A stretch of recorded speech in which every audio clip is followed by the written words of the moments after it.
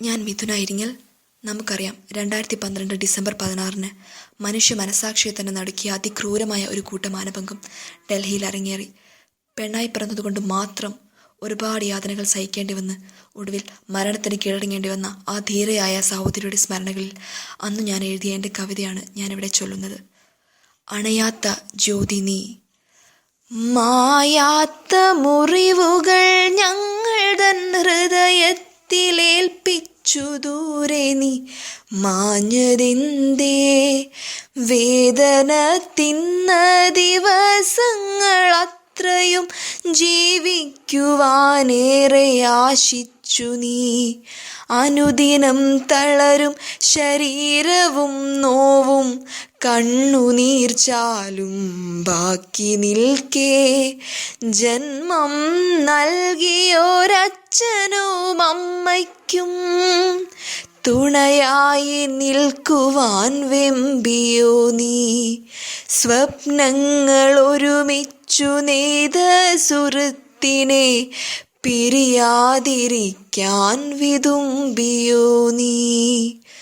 ഉള്ളിൻ്റെ ഉള്ളിൽ നീ നട്ടു വളർത്തിയ നല്ല സ്വപ്നങ്ങളും നിന്നിലെ നിന്നെയും സ്വാർത്ഥ വികാരങ്ങൾ തന്മൂർത്ത വേളയിൽ നിർവികാരം ചുട്ടെരിച്ചു ചിലരവർ. കരയുവാനല്ല ജീവിക്കാൻ കൊതിച്ചു നീ തളരാത്ത മനസ്സുമായി മുന്നോട്ടു പോകുവാൻ. പ്രാർത്ഥനകളെല്ലാം വിഫലമായി തീർന്നു മണ്ണോടലിഞ്ഞു നീ ചേർന്നൊരാവേളയിൽ. സ്വപ്നങ്ങളും നിന്റെ പ്രിയമുള്ളതൊക്കെയും വ്യർത്ഥമായി നിന്നോടലിഞ്ഞു ചേർന്നു. 1000 മെഴുകു തിരികൾ ജ്വലിക്കുന്നു, വാക്കുകൾ പ്രതിഷേധ ജ്വാലകളാവുന്നു. ഇത്രയും യാതന പേറുവാൻ മാത്രം തെറ്റെന്തു ചെയ്തവൾ ഭൂമിയിൽ പറയുക? പെണ്ണായി പിറന്നതു കുറ്റമാണോ? തളിരിട്ട താരുണ്യം ശാപമായോ? കൊത്തി വലിച്ചു പറിച്ചു കീറാൻ മാത്രം ഹൃദയശൂന്യർ നിങ്ങൾ മനുഷ്യരാണോ?